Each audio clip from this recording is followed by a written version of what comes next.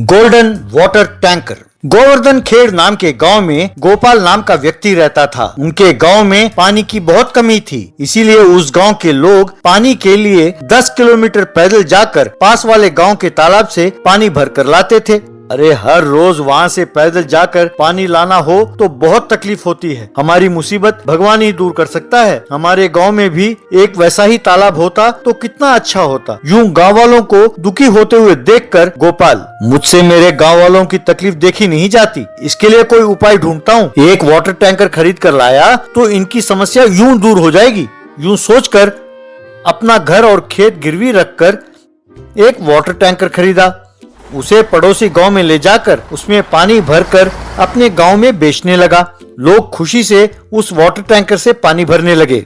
इस तरह गांव वालों की तकलीफ दूर हुई और गांव वाले गोपाल से, गोपाल, तुमने वाकई भगवान की तरह आकर हमारी समस्या दूर किया है। तुम्हारे इस काम के कारण गांव के कितने सारी लड़कियों की तकलीफें दूर हुई है, वरना अब तक तो हम बहुत परेशान होते थे। भगवान तुम्हें खुश रखे, कहकर उसे दुआ देने लगे। ये देखकर गोपाल का बचपन का दोस्त और बचपन से ही उससे हर चीज में मुकाबला करने वाला अल्बर्ट नाम का व्यक्ति ईर्ष्या से, धत ये गोपाल इस वाटर टैंकर के कारण गांव वालों का मन जीत रहा है। ये यूं ही चलता रहा तो बहुत जल्द काफी लोकप्रिय हो जाएगा और ये मेरे लिए मुसीबत बन जाएगा। इसे किसी तरह बदनाम करना होगा। यूं सोचकर वाटर टैंकर में पानी ला रहे गोपाल को रास्ते में रोककर, क्यों भाई गोपाल, आजकल हमसे मिलते ही नहीं हो? आजकल तुम लोग सेवा में अपने दोस्तों को भी भूल गए। अरे जब तब हमसे भी कभी कभी मिलकर मौज मस्ती कर लो यार। अगर मौज मस्ती नहीं करेंगे तो इंसानों में और जानवरों में क्या फर्क रह जाएगा। कहकर उसे बातों में लगाकर अपने आदमियों से पानी में मेंढक को छोड़ दिया।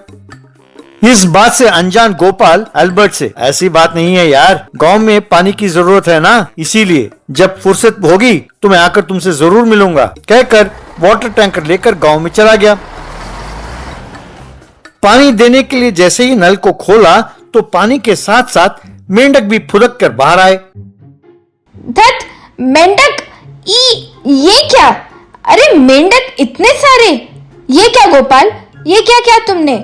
हमेशा साफ सुथरा पानी लाते थे, इस बार इतना गंदा पानी क्यों?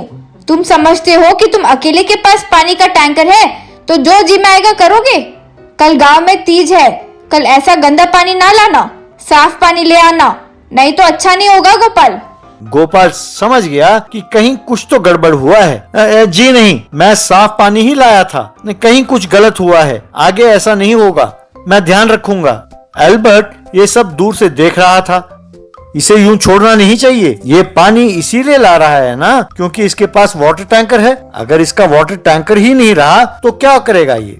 यूं अगले दिन वाटर टैंकर के साथ आ रहे गोपाल को रास्ते में रोककर, अरे गोपाल, आज मेरा जन्मदिन है, आज मैं तुम्हें पार्टी देना चाहता हूँ, चलो थोड़ा दारू पीते हैं। वैसे हमेशा कोई ना कोई बहाना करते रहते हो, 1 घंटा देर से गए तो कौन सी आफत आ जाएगी। आज मेरा जन्मदिन है यार, इसीलिए कह रहा हूँ, मना किया तो फिर कभी तुमसे बात नहीं करूंगा, कहा उससे रूठते हुए।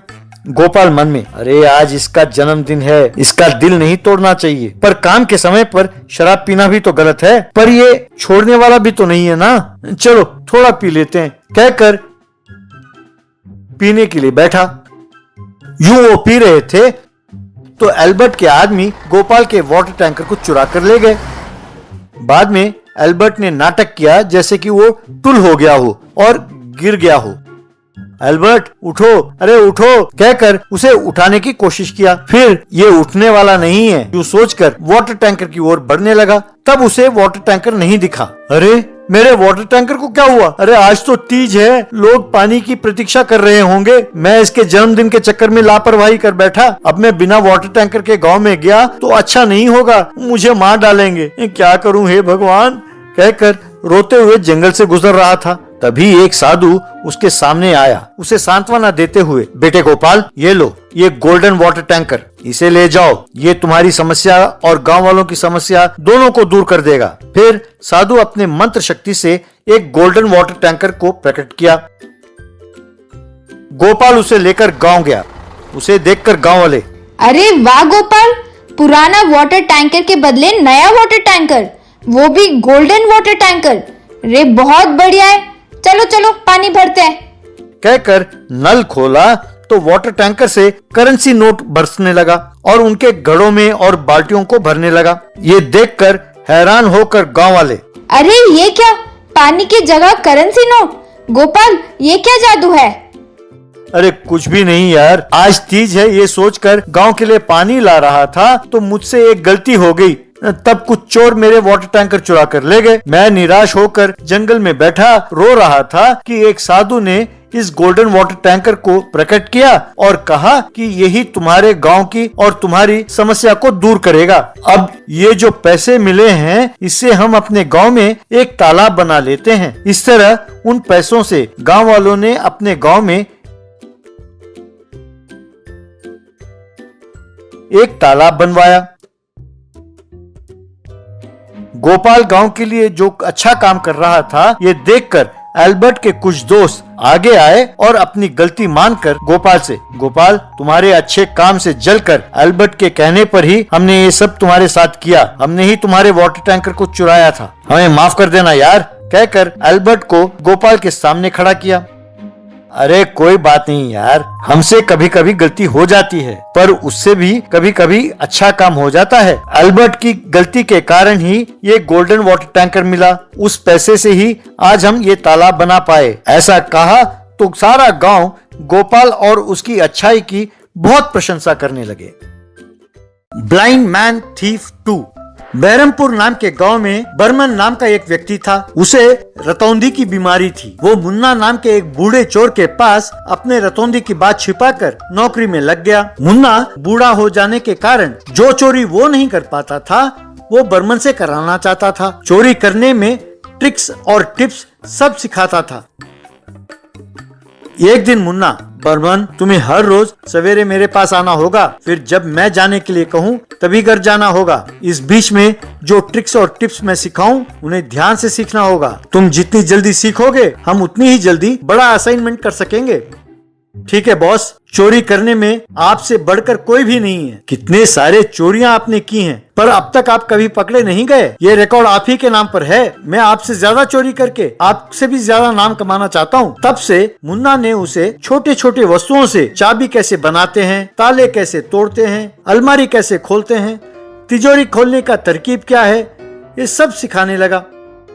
एक दिन ये सब सीखते सीखते अंधेरा हो गया। बर्मन को रतौंधी के कारण दिखाई नहीं दे रहा था। चोरों का उस्ताद मुन्ना की परीक्षा लेना चाहता था। बर्मन, अब मैं तुम्हें एक बहुत कठिन परीक्षा दे रहा हूँ। तुम अगर इसमें कामयाब हो गए तो फिर तुम्हें कोई नहीं रोक सकता। फिर बड़े से बड़े चोरियां तुम चुटकी बजाते ही कर पाओगे। तब बर्मन अपने आप से, हाय रे, मैंने उस्ताद से झूठ बोलकर गिरोह में शामिल हुआ था। मुझे रतौंधी है और अब अंधेरा हो गया है, मुझे दिखाई नहीं देता। उस्ताद कहते हैं कि परीक्षा लेंगे, पता नहीं क्या टेस्ट है और कैसा करना होगा। लगता है उस्ताद को पता चल जाएगा कि मुझे रतौंधी है, कहकर डर रहा था।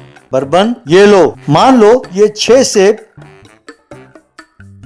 6 सोने के वस्तु हैं। इन्हें मैं यहाँ टेबल पर रख रहा हूँ। लाइट ऑफ कर दूंगा। इन्हें तुम अब अंधेरे में चुराना होगा। आवाज नहीं आनी चाहिए और सोना गायब हो जाना चाहिए। तुम्हारी मर्जी, जैसे मर्जी करो। यूं कहते ही बर्मन अपने मन में, शुक्र है बच गया भगवान, इस बूढ़े को पता नहीं है इसलिए मैं बच गया। वैसे भी अब लाइट जलाओ या ऑफ करो मुझे कोई फर्क नहीं पड़ता। मुझे रतौंधी है तो सब कुछ अंधेरा ही तो है, इसे गायब करना बहुत आसान है। यूं सोचकर एक छोटी सी छड़ी को लेकर वो अंधेरे में टटोलते हुए आकर एप्पल्स को चुराया।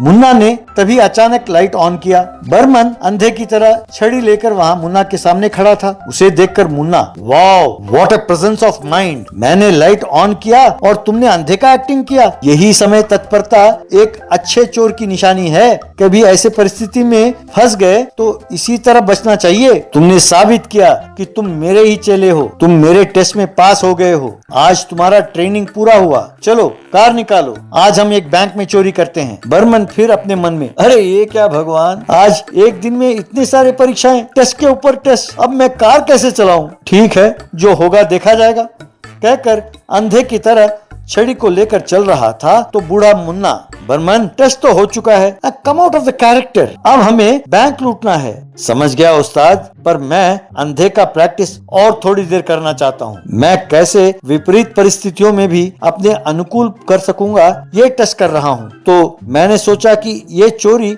मैं अंधा बनकर ही करूंगा। वाह बर्मन, तुम्हारे लगन मुझे बहुत अच्छा लगा। ऐसा ही सही, तुम अपने उस्ताद से भी आगे निकल जाओगे, पर क्या तुम कार चला पाओगे? आराम से चला सकता हूँ उस्ताद, कहकर छड़ी से टटोलते हुए कार पर गया, बैठकर गाड़ी को आगे पीछे चलाने लगा। फिर सीधा बैंक के पास गया। कहाँ रोकना है ये ना जानकर सीधा जाकर बैंक के दीवार से टकराया। ये क्या, तुमने ऐसा क्यों किया? तुम्हें दीवार दिखाई नहीं दिया क्या? या फिर तुम ताला खोलने से ईंट की दीवार को तोड़ना ठीक समझा, ऐसा सोचा क्या? नहीं बॉस, ऐसी बात नहीं है। कल अगर कोई सीसीटीवी फुटेज चेक करेगा तो वो सोचेगा कि बेचारा कोई अंधा कार को सीधा दीवार से जाकर टकराया। किसी को हम पर शक भी नहीं होगा। आप ये नकाब पहनकर आगे जाइए, मैं पीछे इस अंधे के कैरेक्टर को निभाते हुए आता हूँ। यूं मुन्ना आगे और उसके पीछे बर्मन जाने लगे। जाकर बैंक लूटकर वापस आए।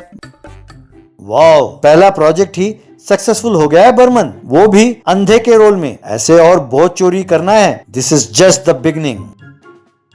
ठीक है उस्ताद, जैसे आप कहो। फिर मन में, शुक्र है भगवान का, आज किसी तरह बच गया। चलिए उस्ताद, आपको घर छोड़कर मैं भी घर जाता हूँ। क्यों बर्मन, अभी भी तुम अपने पात्र में ही डूबे हुए हो, बाहर नहीं निकलोगे? ठीक है, चलते हैं, चलो। मैं चोरी करके बहुत थक गया हूँ, मैं आंखें मूंद कर सोता हूँ। तुम मुझे मेरे घर आते ही उतार देना। आप जब तक पलक झपके मैं आपके घर के सामने रहूंगा, कहकर कार स्टार्ट किया और छड़ी के सहारे कार को चलाने लगा। उसे दिखाई न देने के कारण सीधा जाकर कार को पुलिस स्टेशन के बाहर रोका। फिर उस्ताद पहुंच गए, उतरिए। मुन्ना ने आंखें खोलकर देखा तो अपने आप को चारों तरफ से पुलिस से घिरा पाया। ये देखकर मुन्ना, ये क्या बर्मन, मैंने सोचा कि तुम अपने उस्ताद से भी आगे निकल जाओगे, पर तुमने तो उस्ताद को ही फंसा दिया। तब पुलिस ने मुन्ना और बर्मन को जेल में डाल दिया।